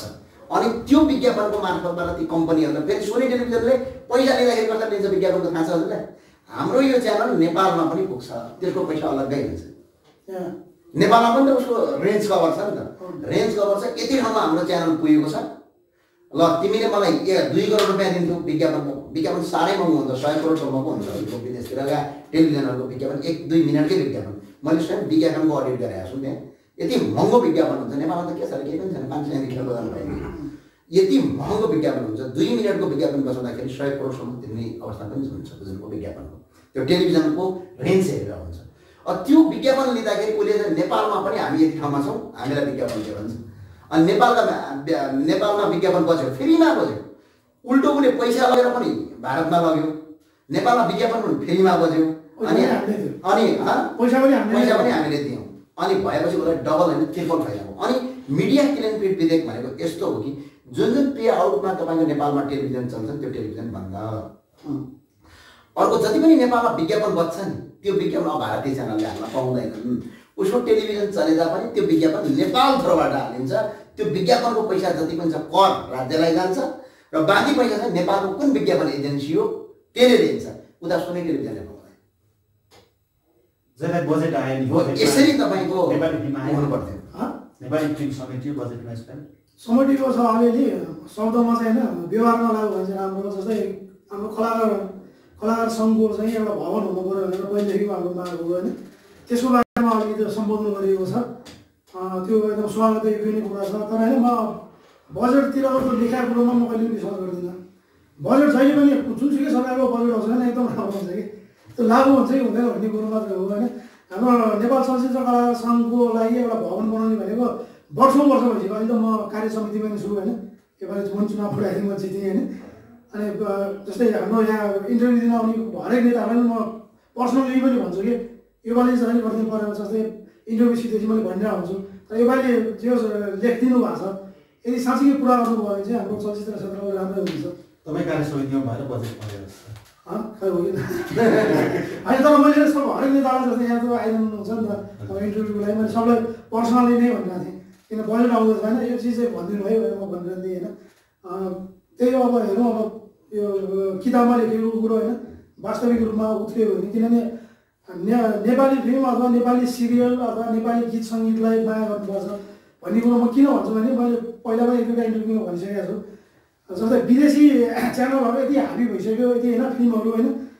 मैले अस्ति सायद तुलसीसँगै इन्टरभ्यूमा भनेको थिएँ, अहिले हाम्रो बच्चाहरू हुन्छ नि भर्खर जन्मेर बोल्न थालेको बच्चा हुन्छ नि तोते बोलीमा, तोते बोली बोल्ने बच्चालाई पनि होइन हामी एउटा क्याले तेरो हाम्रो हिन्दीमा सोध्यो भने होइन चाहिँ के गरिदिन्छ कि उसले कसरी सिक्यो त्यो के अरे उसले कुनै ल्याङ्ग्वेज पढ्न गएन भारतीय भाषाको, उनीहरूले त्यो सिरियलबाट हेरेर सिक्यो फिल्मबाट हेरेर सिक्यो कि यसलाई सांस्कृतिक आक्रमण भनिन्छ। जबसम्म नेपाली गीत सङ्गीत अथवा नेपाली चलचित्र अथवा नेपाली टेलिसिरियलहरूलाई जबसम्म प्रोत्साहन दिइँदैन तबसम्म यो भारत मात्रै भन्दिनँ म विदेशी अरू पनि यो विदेशी सांस्कृतिक आक्रमण हो। यो भने एटम बमभन्दा ठुलो हुन्छ। जस्तो अहिले होइन सीमाको विवाद आएको थियो नि त, सीमाको विवाद मैले यति यस्तो यस्तो मान्छे देखाएको थिएँ किन बोलिरहेको त्यसको नलेखाइ सलमान खान किसाउला भन्छ उनीहरू त सलमान खानका फ्यान छन्, शाहरुख खानका फ्यान छन्, ऋतिक रोशनका फ्यान छन् होइन। यो सब किले गर्दा भयो फिल्मले गर्दा भयो कि अनि यो सांस्कृतिक आक्रमण भने यस्तो हुन्छ। यो माओ सेतुङले चाइनामा गरेका थिए सांस्कृतिक क्रान्ति, रसियामा पनि सांस्कृतिक क्रान्ति भयो, विश्वका धेरै देशमा सांस्कृतिक क्रान्ति भएको छ। हामीले इकोनोमिक स्टाइलमा पनि सोच्नुपर्छ। यो देशमा हामी WTO को मेम्बर छौँ, तर यो हाम्रो लागि WTO घातक छ। किनभने वर्ल्ड ट्रेडमा हामी जसरी तपाईँको बिजनेस विश्व भइरहेको छ, न कर लगाएको छ, न फिल्म चाइनामा पनि अरू देशमा पनि विदेशी फिल्म यतिवटा लगाउने भनेर पहिला फिक्स हुन्छ। हाम्रो देशमा त उता सिरियल बनाएको बिचरा फलक फिल्म यहाँ रेट बन्दैन। नेपालबाट कति पैसा लिएर जान्छन्, करोडौँ करोड पैसा लिएर जान्छन्। हामी सेटी फुकेरै हाम्रो पैसा जान्छ विदेशमा, अनि देश विकास भएन भनेर फेरि हामी सडकमा उत्रिन्छौँ। पहिला व्यवहारमा लागु गर्नु पर्यो। जस्तो नेपाली फिल्म मेकरहरूले कस्ता विषयमा फिल्म बनाउनु पर्ला जस्तो लाग्छ? मलाई त यो सम्बन्धी 0% नलेज छैन। एउटा दर्शक बनेर हेर्दाखेरि होइन यस्तो छ, अलि पछिल्लो पटक त फिल्महरू राम्रो पनि बन्दै आइरहेको छ। केही फिल्महरू राम्रा छन् है, जो हेर्न लायक लाग्छ। हामी धेरै पटक त्यसलाई रिपिट गरेर पनि हेर्छौँ फुर्सद भएको बेला। मैले हलमा जान पाएको छैन, धेरै भइसक्यो हलमा नगएको, तर हामीले हेरिराखेका हुन्छौँ। जस्तो यो युट्युबमा आएका मुभीहरू पनि आज हेर्छौँ। त्यो कन्टेक्स्टमा के हुन्छ भने विषयवस्तुलाई व्यापक समातेर नेपाली मुभीमा बाहिर हेर्दाखेरि कसै कथा पहिले थाहा हुन्छ क्या। त्यो मतलब त्यो कथा फिल्म चलिरहेको हुन्छ, कथा पहिले थाहा हुन्छ। हिरोले अब यसरी हान्छ, यसरी आउँछ भन्ने एउटा प्रचलन थियो। त्यसलाई चाहिँ अहिले केही हदसम्म अफ गरिएको छ। तर अहिले के छ भने अफ गरिएको छ, तर स्टार्टअप चाहिँ लिन सकिएको छैन। जस्तै बाहुबली भन्ने एउटा मुभी इन्डिया, त्यसले स्टार्टअप लग्यो कि मतलब कस्तो भने चाहिँ त्यो चारैतर्फबाट हेर्दाखेरि, त्यो राजनीतिक रूपमा पनि हेर्दाखेरि, कमेडी रूपमा पनि हेर्दाखेरि, त्यो उसमा पनि हेर्दाखेरि, त्यो मतलब त्यो फिल्म हेर्दाखेरि तपाईँको जीवन्त हेरे जस्तो। अनि अर्को नेपालमा राजनीतिक मुभी लास्टै कम भन्छ हजुरको। त्यो कारण भनेको सायद त्यो किसिमको नेपाली फिल्म क्षेत्रले बजेट छुट्याउन सक्दैन जस्तो पनि लाग्छ मलाई। त्यो हिसाबले अब जस्तो मैले त्यो एउटा हाम्रो राजेशमान दाईको एउटा फिल्म हेरेको थिएँ, हाम्रो यो युद्ध सम्बन्धी एउटा बनाएको रहेछ। त्यो कथा के नमिले जस्तो छ क्या त्यो मुभीमा होइन। कारण किनभने सबै कथावस्तु त मिल्छ, तर पटकथा र अनि त्यो सायद त्यो सेटहरू, क्यामेराहरू, त्यो सबै कुरालाई त्यो म्यानेज गर्नुपर्ने हुन्छ होला होइन। त्यो कुरा नमिलेर चाहिँ कता के भएको हुन्छ। तर पछिल्लो चरणमा फिल्म राम्रा भनेका छन् है। मैले यतिसम्म देखाएको छु भने बलिउड फिल्महरू फ्लप भएर नेपाली फिल्म चलाइन्छ, अति राम्रो भनेका छन्। ती फिल्मलाई प्रोत्साहन गर्नुपर्छ। दिपा र दिपकको फिल्म मैले हेरेँ हलमा। त्यो कथावस्तु मेरै कथावस्तु जस्तो लाग्यो। त्यहाँ दिपक राजगिरीले पनि लेख्नु भएछ, ज्ञानेन्द्र साईको कथामा लेखा चाहिँ होइन है भनेर उहाँलाई आरोप लगाएर ज्ञानेन्द्र साईको मान्छे रहेछ तैँले त्यही भएर फिल्म बनाइस् भनेपछि उहाँले फेसबुकमा स्टाटस पनि लेख्नु भएको थियो आफ्नो आइडीमा। हिजो कसैले यो भने आज हुँदा ज्ञानेन्द्र साईको मान्छे होस् भनेको छ। मलाई यो ज्ञानेन्द्र साई किन त्यो कथावस्तु मेरो जीवनसँग मेल खाँदो खाएको छ पुरै। त्यो जो दिपक राजगिरीले खेलेको एउटा भूमिका छ माया सबकै गर्ने होइन, त्यो हिसाबले एउटा बनाइराखेका छन्, भइराखेका छ। तर यतिले पुग्दैन। फिल्म इन्डस्ट्रीलाई अगाडि बढाउनलाई त हामीले देशमा अर्थतन्त्र त्यो किसिमको छुट्याउनु पऱ्यो, हाम्रो दर्शकहरू त्यो प्रकारको हुनु पऱ्यो। यो सबै कुरा जहिले थाहा हुन्छ नभन्दाखेरि होइन। यसमा त हुन्छ अहिले भनेको जस्तै मेन कुरो बजेट नै हो। बजेट नेपाली फिल्मको एकदमै कम हुन्छ। नेपाली फिल्म अझ राम्रो बनाउनको लागि जति धेरै मान्छे दर्शकहरूले हलमा फिल्म हेर्नुभयो त्यति पैसा बढी आउने हो होइन। जब पैसा बढी आउँछ त्यसपछि मान्छेले फिल्म राम्रो बनाउने हो। जस्तै भारतको कुरा गर्दाखेरि बलिउडलाई अहिले होइन साउथ इन्डियन मुभीले जितिसक्यो। जनसङ्ख्या उनीहरू पनि थोरै हो नि साउथ इन्डियन मुभीको, तर उहाँ होइन हरेक हप्ता फिल्म हेर्ने विधि हुन्छ अरे।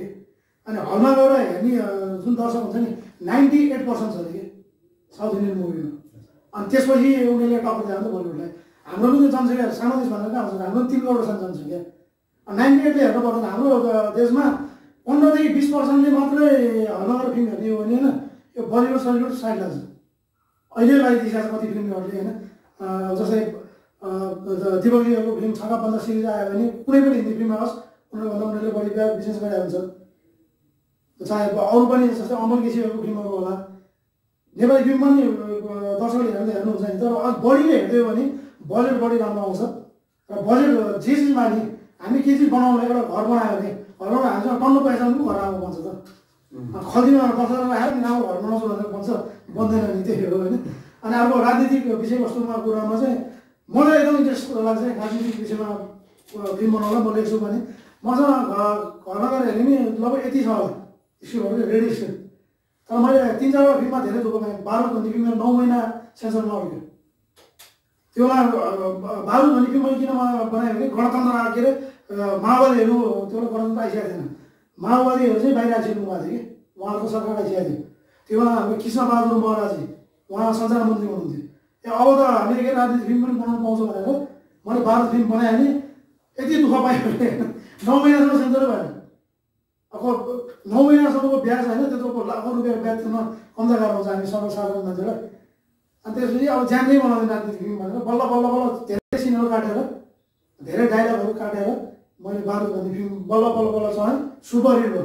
अझ राम्रो त्यो सेन्सर नगर्दा हेर्दैन बम्पर डम्प के भन्छ अब डम्पर हिट हुन्छ क्या बम्पर है। अनि त्यसपछि मन मानेन तब साह्रै सबै बदली बनाएँ। त्यो बेला नै फेरि सेन्सर लगाइदियो। भरे नेतामा त धाउनु जानुपर्ने किन बनाएर जातको बारेमा मैले जातको बारेमा बनाएँ भने जात हामी नेपालीहरू लड्न हुनको देखाएको मन्त्री छु भन्यो भने लड्नु त लड्दैन लड न भनिन्छ। अनि मैले राजनीतिक फिल्म बनाएर के गर्ने भने सेन्सरै हुँदैन त्यो कारण। अनि जस्तै राजनीतिक फिल्म बनाएँ केही फिल्महरू बन्यो तर त्यो चलेन कि। जस्तै माओवादीहरू भूमिगतबाट बाहिर आएपछि माओवादीकै युद्धको बारेमा धेरै फिल्म बन्यो तर त्यो फिल्म त्यति राम्रो भएन। आउँदा त्यो बेला माओवादी भूमिगत हुने बेलामै हो त्यो चाहिँ एकदम सुपर हिट नै लाग्यो। भनेको त राम्रो तालले बनाउने आउले देखाइरहेको छ। बलिदान पनि सुपर हिटै भयो। सुपर हिटै बलिदान जस्तै राम्रो तालले राजनीतिक विषयमा बनायो भने फिल्म हिट हुनसक्छ तर बजेट चाहियो र सेन्सर अलिक उदार हुनु पऱ्यो। तपाईँ एउटा अभिनेता हुनुहुन्छ होइन? ज्ञानेन्द्र साईलाई तपाईँले नजिकबाट चिन्नुहुन्छ? फेस टु फेस भेट्दा पहिलोचोटि एकदम समर्थक हुनु होइन। उहाँको अभियानमा तपाईँले सुझाव दिनुपर्ने हो के सुझाव दिनुहुन्छ? सुझाव जस्तै उहाँले गरिरहनु भएको काममा जुन भ्रष्टाचारको बारेमा बोल्नुहुन्छ बोल्ने पनि कडा रूपमा बोल्नुहुन्छ कि मान्छेले के भन्छ भने ज्ञानेन्द्र साईको शैली भएर भन्छ कि बोल्ने के अरे एकदम ठुलो स्वरले बोल्छ अरे ऊ बोल्छ अरे होइन। कोही मान्छेलाई गाली गर्नु छ भने के छ त अब तँलाई ठिक छ भनेर गाली गर्ने होला गाली गरेर झगडा गरेर भनिन्छ नि त एग्रेसिभै हुन्छ। प्रायः मान्छेले के भन्छ ज्ञानेन्द्र शैलीको शैली भएन भन्छ कि ज्ञानेन्द्र साईको शैली भएन भन्छ। कस्तो शैली छ हजुर तपाईँले के अरे भ्रष्टाचार गर्नुभयो अब नगरिदिनु होला भनेर हात जोड्दै नि तिमीहरूले भ्रष्टाचार गरे हो भनेर आउनु पऱ्यो नि त होइन। त्यो बारेमा अरूले धेरैले सुझाव दिने त्यसो मलाई भेट्ने मान्छेलाई ज्ञानेन्द्रमा पहिलोचोटि भेटेर पनि भन्ने मलाई प्रायः किन म ज्ञानेन्द्र साईको सपोर्ट लिइदिरहेको हुन्छु चाहे फेसबुक लाइभमा होस् चाहे मेरो मोबाइल टिभीमा होस् होइन म भिडियो गरेर हालिदिरहेको छु। अनि त्यसपछि अनि मान्छेले के सोच्छ नि ज्ञानेन्द्र साईले म चाहिँ एकदमै चिग्री अनि प्रायःले मलाई के भन्छ नि ज्ञानेन्द्र साईलाई भेट्यो भने एकदम एग्रेसिभ छ त्यो एग्रेसिभ कम हुनु पऱ्यो भन्ने सल्लाह दिनुहुन्छ कहिले पनि नहुनु। म ज्ञानेन्द्रले त भनिरहेको छ क्यामेरा मात्रै अब उस्तै दिन आयो भने त्यस्तै पर्ने ठोक्नु पनि पर्छ कि कहाँ भगाउनु त्यो यस्तो मान्छे कहिले काहीँ आउँछ कि जस्तै अलिक मेरो तर्फबाट सुझाव अरूले भनेको सुझावमा चाहिँ त्यो नमाने हुन्छ झन् एग्रेसिभ रूपमै आउनुपर्छ भ्रष्टाचारीहरूको विरुद्धमा। राम्रो मान्छेको लागि पो राम्रो तालले बोल्ने हुन्छ भ्रष्टाचारीहरूको विरुद्ध त एग्रेसिभ हुनैपर्छ। मेरो तर्फबाट भन्दा छैन जस्तै अहिले अभियन्ताको रूपमा जस्तै पहिला नेपाललाई नेपाली हो होइन अहिले हाम्रो नेपाल हामी नेपाली दुइटा होइन। मेरो पर्सनल सुझाव चाहिँ अब राजनीतिमै आउनु अब आउने चुनावमा ज्ञानेन्द्र साईको कुनै पार्टीबाट ज्ञानेन्द्र साई आफै पनि उठेको उहाँको को राम्रो मान्छेहरू हुनुहुन्छ उहाँ सबै उठेको म हेर्न चाहन्छु। अर्को ठिकै छ तपाईँले धन्यवाद है। मेरो अर्को कुरा के छ भने हामी सहन्छौँ कसरी भन्ने कुरा एकजना मान्छे बिरामी हुन्छ उपचार नपाएर मर्छ र त्यो मान्छे गएर तपाईँको घर जग्गा बेचेर बाध्य हुन्छ अनि त्यो कसको कारणले हो मलाई त त्यो कारण थाहा छ नि त। जसलाई कारण थाहा छैन तिनीहरूलाई बाबु साहब नमस्कार भन्ने भए मलाई त रिजन थाहा छ नि किनभने तिनको त ज्वरोसम्म थाहा छ नि मलाई। त्यो मान्छे कसरी मर्छ त्यो मान्छे किन प्राइभेट हस्पिटल जान्छ भनेपछि सरकारबाट आएको बजेट यही नेता यी अगाडि पढिराख्नु भएको प्रचण्डका कार्यकर्ता लम खान्छन् अनि प्राइभेट हस्पिटल उनीकै कार्यकर्ताले खोल्छन् अनि बिचरा मान्छे बिरामीमा त्यहाँ गएर मर्छ अनि मैले पछाडि आएर ओहो भ्रष्टाचारीज्यू मान्छे मरेर न भनेर बोल्नु हुँदैन कि। वाइट बडी काण्डमा खाएको खाए गरे लुटेको लुटै गरे देशमा भएको प्लेन आज यहाँ सुन्नुहोस् त कतार एयरलाइन्स र नेपाल एयरलाइन्स सायद सँगसँगै हो साई नेपाली वायुसेना नेपाल एयरलाइन्समा त्यतिखेर कतिमा 7वटा प्लेन हुँदाखेरि कतार एयरलाइन्स एउटा प्लेन थियो। आज कतार एयरलाइन्स विश्वको टप एयरलाइन्स हो, नेपाल एयरलाइन्स विश्वको लास्ट एयरलाइन्स हो। प्लेन पनि छैन अब त बुझ्नु। अनि त्यो लुटेर देशले बर्बाद पारिसके। अनि त्यसलाई ओ मन्त्रीज्यू तिमीले वाइड बडीमा खाएछौ नि हजुर साहेबजी भन्ने हुन्छ। त्यो नाटक गरेको मान्छेले बोल्छ, त्यसले बोल्छ। जो मनैदेखि काम गर्छ नि त्यो एग्रेसिभ हुन्छ। यो त मैले अर्को कुरा ती मान्छेलाई मेरो जवाब छ क्या। 17,000 मान्छे छ्याक छ्याक छ्याक काटेर रगतमा लिपिदिएर आएको मान्छे सज्जन, ऊ मान्छे अनि बलात्कार गर्दै आएको मान्छे सज्जन, अर्काकी छोरीबेटी मार्दै आएको मान्छे सर्जन, राति सुत्या मान्छेलाई गएर छ्याप छ्याप काटेका मान्छे आएर राजनीतिको प्रधानमन्त्री देशमा। अनि उनीहरू धेरै सज्जन, किन अति सज्जन भयो नि त, किन मान्छे मारेर त्यहाँ ठुलो काम केही गरेका छैनन्। अब हामी चाहिँ भ्रष्टाचारीलाई भ्रष्टाचारी भने चाहिँ हामी चाहिँ उग्र, ती हामीलाई सुझाव दिने मान्छे बायक हो। ती मान्छेले त्यो पनि भन्न सक्नु पर्यो नि, प्रचण्ड अपराधी हो भन्न पर्यो। सक्छन्, दम छ, आऊ भनौँ महामहिम प्रचण्ड ज्यू भन्छ जस्तो गरेर। भनेपछि अबको मेरो बुझाइ मेरो योजना मेरो हाम्रो बुझाइ हेर्नुहोस्, यो देशमा जबसम्म भ्रष्टाचारको अन्त्य हुँदैन नि, ज्ञानेन्द्र साहित्यले बोलिसक्यो के खुइराखेर ल हेर्नुहोस् त ज्ञानेन्द्र जान्छ आज नेपालमा टोलमा जाऊ ल गरेर देखाउँछ अगाडि देखाऊ भन। म जस्तो यहाँ युट्युबमा तपाईँ क्यामेरा बोल्छु, म व्यवहार त्यस्तै मान्छे हो क्या। भ्रष्टाचारीले भेटाएर पनि कुटेर पठाउने मान्छे हो। त्यो जी हजुर नमस्कार त भनेर भन्ने होइन, च्याप्प समाउने हो, घच्च हान्ने हो, गएर जेल टास्ने हो। त्यो काहीँ हजुर भनेर त्यो जी भनेर गर्ने म व्यवहारको मान्छे नै होइन। एमसिसी विरुद्धको आन्दोलन भने रात दिन भोको नभएर आन्दोलन गरियो, आजका दिनसम्म रोक्न सके। र आज नेपालमा कसैले यदि एमसिसी रोक्यो भने त्यो नेपालको नागरिकले रोक्या, न यो राजनीतिक दलले रोकेको, न यो पार्टीले रोकेको, न कसैले रोक्या। भन्दाखेरि अब एमसिसी पारित गरेर भोलि हुने त भोलि जो असर पर्ने असर त अहिले मलाई दिमागमा थाहा छ नि। भोलि यहीँ केटाकेटी बलात्कारित हुन्छन्, हरेक राजनीतिक कुरामा अमेरिकाको इन्टरफेयर हुन्छ, खानी सुरक्षित हुँदैनन्, विदेशीहरूले तपाईँ गोली हानेर देशको प्रधानमन्त्रीलाई मार्दछम्म नेपालको कानुन लाग्दैन हो। किनभने एमसिसी र भन्दा एमसिसीको सम्झौता नेपालको कानुनमा माथि छ। यी कुरा सबै हामीलाई थाहा हुँदाखेरि अब नेताजी हो एमसिसी नपारित गर्नुहोस् न लौ न भनेर हुन्छ, गद्दारका सन्तान पारित गर्न छोड्नुपर्छ। तपाईँको पनि अबको योजना भनेको राजनीति गर्ने? मेरो अहिले योजना छैन, यिनीहरू सुध्रिउन् भन्ने छ। म त यिनीहरू सुधार्न गर्दैछु, सुधारुन्, यिनीहरू सुध्रिउन्, सुध्रेर जाउन्। र आज केपी शर्मा ओलीज्यूले तपाईँको नक्सा पारित गर्नुभयो, त्यतिकै गरे हो। यदि यही नक्सा पारित गर्ने मङ्सिर महिना आएर थियो, किनकि सडकमा व्यापक जनआन्दोलन भयो। अब म पतन हुन्छु भन्ने थाहा पाएपछि नक्सा पारित गरे हो।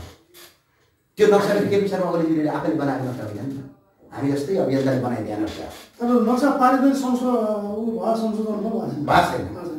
अब संसदमा 18 गते पेश गर्ने भनेको छ। अब भोलि हेरौँ के हुन्छ, पेश हुन्छ कि के हुन्छ। संसदबाट राष्ट्रिय निशान छापमा राख्छु भन्नुभएको छ। राष्ट्रिय निशान छापमा राखेर मात्रै केही हुँदैन। भारतले त अहिलेसम्म हाम्रो भूमि प्रयोग गरिराखेका छन्, त्यो भूमि ल्याउनु पर्यो। उहाँले ल्याउन सक्नु भएन भने त्यो पहल कदमी थाल्नु पर्यो। हामी यो बसाइको अन्तिममा छौँ, अन्तिममा के भन्नुहुन्छ? अन्तिम मेरो के छ भने म अराजक छु होला त मलाई लाग्छ। भ्रष्टाचारीलाई फुलपातीले लगेर पुछा गरेर हुँदैन। र म यी नेताहरू जस्तो होइन है। अनि कस्तोसम्म भन्छन् भने मेरा नेता साथीहरू पनि छन् त, जैविक इमाई स्टार साथीहरू छन्, मेरा नेता साथीहरू छन् के। किन हाम्रो विवाह भनेको आफ्नो सिद्धान्तमा छ, आफ्नो भिजनमा छ। हामी चाहिँ अराजक भन्दा मिलेर जानुपर्छ। किनभने उनीहरू स्वार्थका लागि लड्या हुन्छन्, उनीहरू आफ्नो स्वार्थका लागि लड्या हुन्छन्। आफ्नो स्वार्थका लागि लडेपछि के हुन्छ भने चाहिँ भोलि मलाई घाटा नहोस्। मैले आज चर्को बोलेर एउटा तितो बन्नुपर्छ नि, त्यो तितो नबन्नु, सबैसँग मिठो कुरा गरेर भोलि म मन्त्री सन्त्री पट्काएर देश लुटिया। मेरो त त्यो छैन।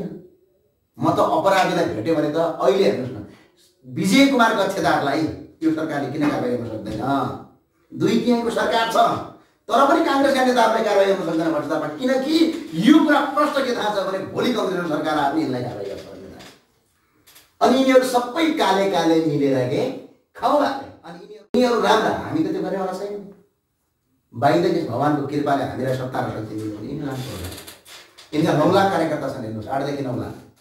सुध्रिन्छन्, काम गर्छन्, सुध्रिँदैनन्, जेलमा हालेर भक्ति तपाईँले सोध्नु भएको छ। त्यो अहिले सेन्ट्रल जेलमा पठाएको छ नि, मजाले भात खुवाउने गरिँदैन। सब्बल दिन्छ कानमा, हातमा पेस्तो गन लगाइन्छ अगाडि, खन्छन् सडक दिनभरि बेला बेलुकाभरि, खन्न सक्दैनन्, भाग्न खोज्यो ठोक्छ गोली खुट्टामा। त्यो किसिमको कानुन बनाउँछौँ हामी। हेर्नु सर, यदि बाँचिएछ भने मलाई त बाँच्ला जस्तो पनि लाग्दैन। 1 वर्षमा 5 पटक आक्रमण गरिसके यिनीहरूले। हिजो मात्रै मेरो पेप्सी कोलाको फ्ल्याटमा यिनीहरूले गएर तहस नहस पारेका छन्। अस्ति 3 दिन भयो भर्खरै गरेका छन्। तर बाहिर केस यदि म बाँचेँ र मलाई नेपालका नागरिकले हामीलाई पत्याए भने पछाडि हेर्नुहोस्, हामी त्यत्तिको लुते किसिमको शासन चाहिँ गर्दैन। त्यो रुख स्ट्रिक्ट कडा खुर्सानीभन्दा पनि कडा, बुझ्नुभयो? अपराधीले अपराध गर्नलाई 100 पटक सोचोस् क्या, त्यसको मुट्टु कापोस्। त्यो कहाँ भन्छ नि अहिले राजनीति मिलाइहालौँ, भ्रष्टाचार हिजो गोकुलवासहरूलाई भनेको सही चित्त बुझ्यो मलाई कारवाही गर न त, पसललाई गर, केलाई गर, सबैलाई गर, त्यसपछि मलाई गर नि त भन्ने। कति सजिलो। सबै ठाउँमा यिनले आफ्नो हतियारमा आफ्नै कार्यकर्ता भेटाएको छ, प्रहरी आफ्नै कार्यकर्ता। अब नेताको त छानबिनै गर्दैन। अनि नेता आएर के भन्छ, छानबिन गरेर देखाऊ भन्छ। कि छानबिन गर्दाखेरि आफूलाई राखेको हुन्छ। पहिला त संवैधानिक निकायका जो छानबिन गर्न बसेका छन् नि, जनताको पैसा खाएर कुम्ल्याएर यिनीहरूलाई किकआउट गरेर यिनीहरूलाई जेल हाल्नुपर्छ। त्यहाँ प्रेस मान्छे जानुपर्छ, राजनीतिक नियुक्ति नभएको। तपाईँहरू गर्नुहुन्छ पछि? ए बाबु, हाम्रो मुद्दै के छ भने पछाडि राजनीतिक संवैधानिक निकायका प्रमुखलाई राजनीतिक नियुक्ति बन्द गर भने के हो? प्रहरीको प्रमुख हुनु छ भने क्यापासिटीका आधारमा हो, झोलेका आधारमा होइन। न्यायाधीश प्रधान न्यायाधीश हुनुपर्छ भने क्यापासिटीका आधारमा हो। अख्तियारको प्रमुख हुनु छ भने राजनीतिक नियुक्ति नभएर क्यापासिटीका आधारमा हो। त्यो भइदियो भने ल भन्नुहोस् न, भोलि ल मान उदाहरणका लागि जयकिशन दाइ र म 2 जना सरकार बनाएको, उहाँ गृहमन्त्री, म गृहमन्त्री, दाइ प्रधानमन्त्री, सुशील मन्त्री बनायौँ। हामीले आफ्ना फेभरका मान्छेलाई ल्याएर अख्तियारको प्रमुख बनायौँ। हामीले आफ्नो फेभरका मान्छे ल्याएर प्रहरी प्रमुख बनायौँ। हामीले आफ्नो फेभरको मान्छे ल्याएर न्यायाधीश बनायौँ। हामीले आफ्नो फेभरको मान्छे ल्याएर लोकसेवा आयोगको प्रमुख, निर्वाचन आयोगको प्रमुख हामीले बनाइदियौँ। अहिले त्यही त भएको छ। बनायौँ भने पछाडि हाम्रो विरुद्धमा त ती मान्छे जानै सक्दैन। अनि मान्छे जनताले के पाउँदैन? हामीले जति अपराध गरे पनि भयो, जनताले के पाउँदैन? न्याय पाउँदैन। हामीले जति भ्रष्टाचार गरे पनि भयो, किनकि हामीलाई भ्रष्टाचार गरेपछि त्यो अख्तियार पक्रिने हो नि। अख्तियारमा आफ्नो झोले यसो न 2 त्यो कुकुरले कल खाएको मान्छे राखेको छ त, अनि त्यसले के गर्छ र होइन? आफूले नियुक्ति गरेर मान्छे हो भने पछाडि आफू सुरक्षित भयो भनेपछि भोलि यदि हामीले पनि त्यो गऱ्यौँ भने त देशमा विधिको शासन हुँदैन नि। हो, कस्तो हुनु पर्यो भने ती आयुक्तहरू सिस्टमबाट बस्नु पर्यो, पोलिसीमा बस्नु पर्यो। ती मान्छेको मेरो त चिन्जान पनि नहोस् क्या। हामी यहाँ सरकार बल्ल चेक एन्ड ब्यालेन्समा सक्नु पर्यो। मैले अलिकति गल्ती गर्दाखेरि भोलि मन्त्री भए पनि गल्ती गरेँ भने झसङ्ग हुनु पर्यो क्या। ओ माई गड, अख्तियार छ, यसले पक्रिन्छ है मलाई भन्नु पर्यो। अनि बल्ल सही सिस्टममा सार्नु भन्नु। यो अन्त्य नगर्दासम्म देश 100 पटक गरेर 1000 पटक हुने लगाइदिन्छ।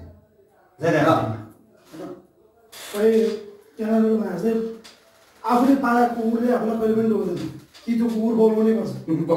यहाँ अब त्यो पाल्तु कुकुरहरू बौला टाइपको छैनन्, एकदम बाटो कुकुरहरू छन् होइन। त्यो यो सब अन्त्यलाई मैले पटक पटक मेरो इन्टरभ्यूमा भनिरहेको छु, हाम्रो देशको संविधान चेन्ज गरेर भयो भने होइन, भ्रष्टाचारीलाई फाँसीको सजाय दिने काम गर्नुपर्छ। त्यसले सबै ठिक हुन्छ। किनभने यो आफ्नो मान्छेहरू जस्तै अख्तियार होस्, चाहे कुनै पदमा होस् होइन, जुनसुकै पदमा राख्ने भनेको के हो? त्यो नि भ्रष्टाचार हो नि त। भ्रष्टाचार जसले गर्छ त्यसलाई फाँसीमा हुँदैन। जब नेपालमा फाँसीको सजाय छैन, अब संविधान चेन्ज गर्नु पऱ्यो नि त। पहिला राजा थियो, अहिले राजा छैन नि त। अब पहिला फाँसीको सजाय थिएन, अब फाँसीको सजाय ल्याउनु। यो ज्यानमा मान्छेले जस्तै एकजना मान्छे ज्यान मार्नेलाई 20 वर्ष जन्मकैद हुन्छ होइन, जन्मकैद हुन्छ भने होइन, यो भ्रष्टाचारीहरू भनेको त होइन करोडौँलाई मार्ने, हामी सम्पूर्ण नेपालीलाई मार्ने, पुरै नेपाली मार्नेलाई फाँसी दिनु पर्दैन।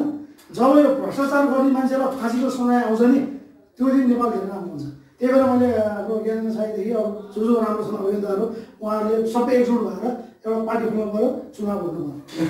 त्यसमा सपोर्ट गर्ने हामी छौँ। धेरै नाम आउँछ। जस्तै मैले मात्रै भनेन, कुनै पनि चाहे फेसबुकमा होस्, चाहे ट्विटरमा होस्, चाहे युट्युबमा होस् होइन, मैले पनि यसो भोटिङ गरेको थिएँ कि तपाईँहरूलाई नेता को मनपर्छ ज्ञानेन्द्र हेरेन नि, मैले मोबाइल पनि तीन जनाको बनाएको रहेछ होइन। मैले त्यो के पनि भनेको थिइनँ। मैले चाहिँ के भनेको थिएँ भने तपाईँहरूलाई यो देशमा मनपर्ने नेता कुन हो भन्नु भनेर मैले एउटा लाइभमा आएर गरिदिएँ। तर चाहिँ के भइदियो भने नेताको नामै होइन त्यो होइन, ज्ञानेन्द्र साई भनेर आयो, रवि लामिछाने भनेर आयो, अनि अब कुलमान घिसिङ भनेर आयो, अनि अब के एउटा वैज्ञानिक के अरे महावीर कुन भनेर आयो। पछाडि एउटा नेताहरू चाहिँ भीमराव बनाएको थियो। त्यो अहिले पनि छ, त्यो मोबाइल टिभीमा सुरक्षित छ, मेरो फेसबुकमा छ। भनेपछि जनताहरूले के जान्दो रहेछ त? यी नेताहरूसँग पक्का भइसकेको छ कि अनि ज्ञानेन्द्र साई आओस् रवि लामिछाने आओस् भन्ने उहाँलाई के अरे यी नेताहरूले राम्रो काम गरायो भने त कुरै आउँदैन नि त्यो कारणले कुनै दिन ज्ञानेन्द्र साई अथवा रवि लामिछाने अथवा जोसुकै होस् देशलाई माया गर्ने मान्छेहरूले पार्टी खोलेर चुनाव लड्यो भने भोट दिने हामी छौँ र त्यसपछि आएपछि भ्रष्टाचारीलाई फाँसी दिने काम चाहिँ ल्याइदिनु होला म त्यही भन्छु।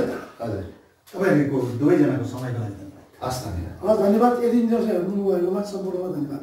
हस् धन्यवाद।